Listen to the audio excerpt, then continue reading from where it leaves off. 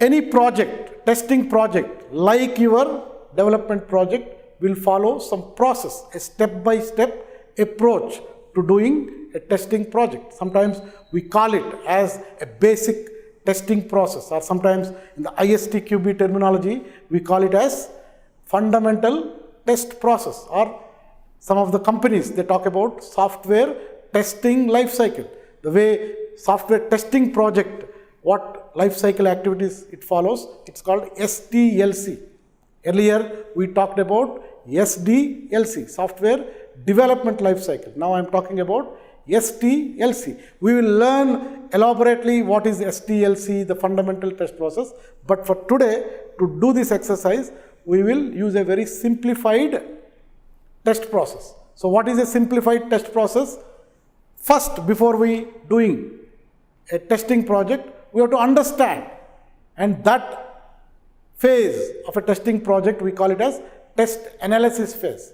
Followed by, based on that understanding, we think about how we will perform test, what we will test and how we will test that. And that phase we call it as test design phase. And once we are ready with our test design, and by the time software is available for us to exercise, we do another activity that is called test execution activity. So fundamentally, to simplify a software testing lifecycle, there is a phase called test analysis where we develop a lot of understanding about the software, then followed by test design where we use our brains and perform a lot of intellectual activity to decide what will I test, how will I test.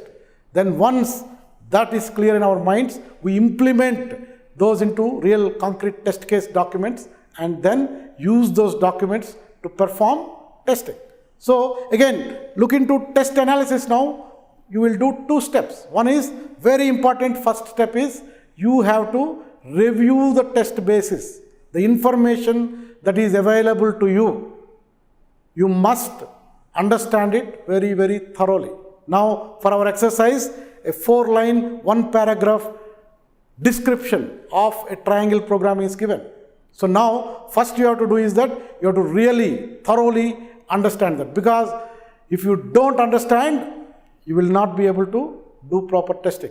So a lot of times, though we are dealing with a 4-line, 1-paragraph information, the real testing will be leading into some 50 to 100 pages of documents you have to read. So you have to, studying requirements is far more different than reading requirements. It is not like reading a novel. You have to read it, further read it, ask questions to relevant stakeholders. You have to read between the lines. You have to do a lot of your research and develop very in-depth understanding about your requirements. That is very important. So first step, we will do all these steps as we do this exercise on the triangle program. Followed by, in the test analysis phase, one more very important step you do is called risk analysis. You have to perform software risk analysis. Today we will not talk about this step, we will talk in another lecture, but testing and risk are very important. They are proportional to each other, so we will talk about this step later, but then these are the two important steps you have to do when you are doing your activity called test analysis. Now, once you have understood sufficiently about the software that you are testing, now you have to start doing your test design steps.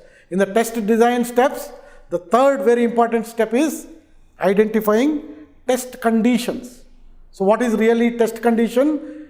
You have to look at the requirement document and in your mind, you have to ask question, what will I test based on this requirement?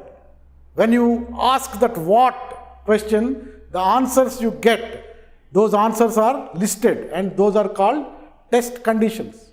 So we'll talk about this step in this exercise right away.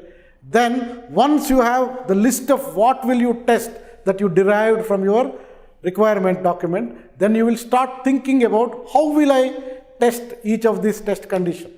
And that step is called design test cases. So in designing of test cases, for each of the test condition, in your mind you are asking a question, how will I test it? And based on that, whatever answers come, those are called test cases. And once you have all of these ideas clarified in your brain, now you have to start implementing them as test cases. You have to use the template that I have talked earlier and start elaborating your test cases in the template and be ready. And once you are fully ready with that, what happens? The software will be delivered to you by your developers, and then you have to perform testing. That is what we are calling is executing tests. And when you execute tests, you will execute tests till what time? That is also very important. That is your sixth step, where you have to check for your completeness. Again, today we will be more focusing on the first step, that is review test basis. Then third step, identify test conditions.